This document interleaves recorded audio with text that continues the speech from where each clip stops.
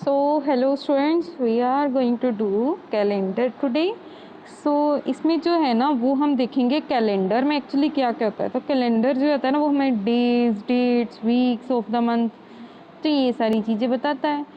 तो अब देखो the days of the week are, हमें पता है ना डेज कौन कौन से होते हैं, Monday, Tuesday, Wednesday, Thursday, Friday, Saturday, Sunday.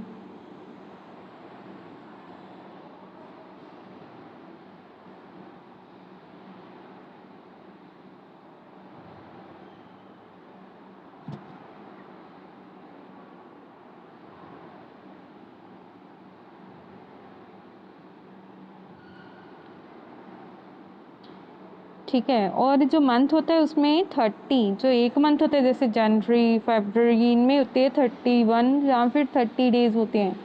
Monday and their numbers of days, जो मंथ्स होते हैं ना वो कौन कौन से होते हैं। जनवरी, वैसे तो आपको पता है ना, जैन होता है, फेब होता है, मार्च होता है, फेब अप्रैल होता है, मई होता है, जून, जुलाई, अगस्त, सितंबर, अक्टूबर, नवंबर, दिसंबर। तो इनमें जो डेज होते हैं जनवरी में होते हैं 31 डेज, फेब्रुवरी में होते हैं 28 और 29 डेज। अब देखो जो फेब्रुवरी है ना इसमें नॉर्मली होते हैं 28 डेज, ठीक है, लेकिन 3 साल 28 डेज रह के जो फोर्थ वाला ईयर होता है ना उसमें 29 डेज हो जाते हैं, मतलब कि एक दिन बढ़ जाता है एक साल में। जब 29 डेज हो ना फेब्रुवरी में, मतलब वो वाला ईयर कौन सा होता है, लीप ईयर, उसको हम बोलते हैं लीप ईयर। जो मंथ 29 डेज वाला फेब्रुवरी हो जिस साल में, उस साल को बोलेंगे लीप ईयर।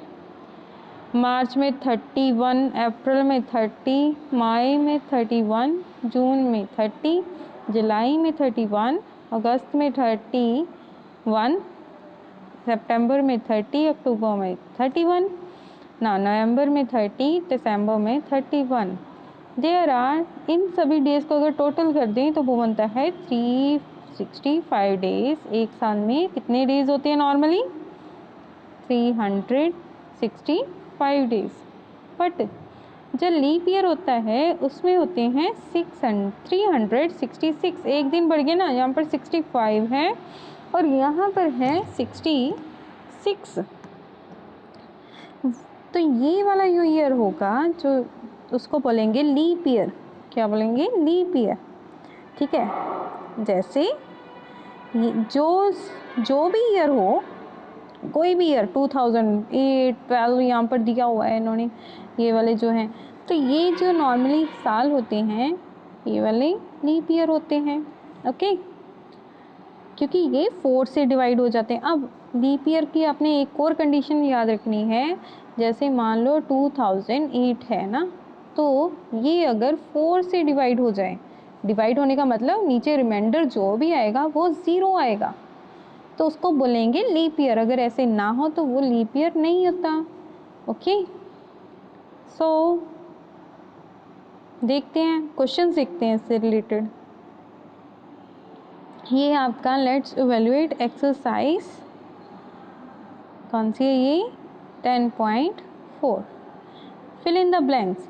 जो मार्च होता है उसमें कितने कितने डेज होते हैं, मार्च में कितने होते हैं अभी, 31 डेज, ओके।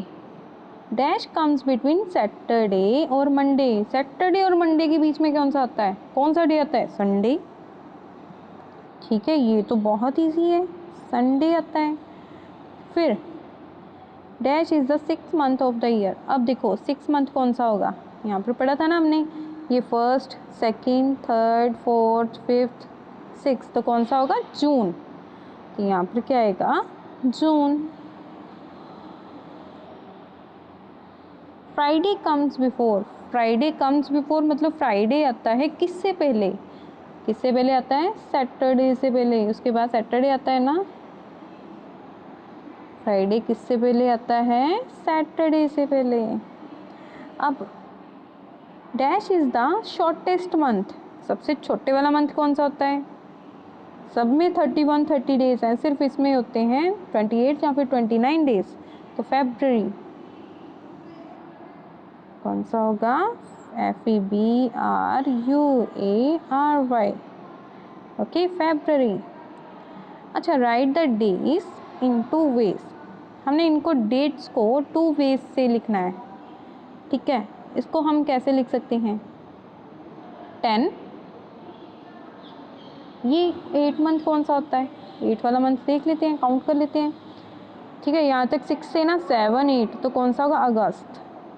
तो इसको हम लिख सकते हैं 10 अगस्त, मतलब अब 8 डालने की ज़रूरत नहीं है, अगस्त लिख सकते हैं।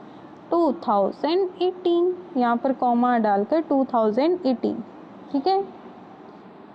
अब यहाँ पर इसको कैसे लिख सकते हैं? चाहे आप 10 के आगे अगस्त लिख लो, चाहे उससे पहले लिख लो, नो प्रॉब्लम। अब ये है 15 अगस्त, तो 5 अगस्त वाला मंथ कौन सा होगा? अगस्त वाला मंथ कौन सा होगा?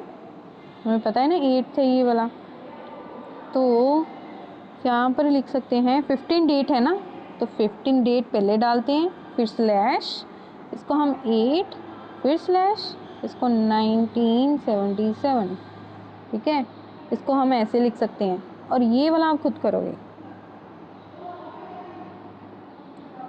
Now look at the calendar of the current year.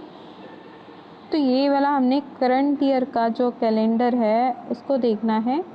उसके लिए आपको करंट ईयर का कैलेंडर चाहिए, तो ये मैं आपको कल करवाऊँगी। कैलेंडर भी उसकी फ़ोटो क्लिक करके रखूँगी और आपको उसकी हेल्प से करवाऊँगी, ठीक है। सो ये वाला पार्ट आप पेंडिंग रहने दो। अब अभी तक इतना जो पार्ट है वो अपनी नोटबुक पर भी कर लो, ठीक है। जो ये वाला जो छोड़ा है ये आप खुद दिमाग लगा कर करोगे। Thank you.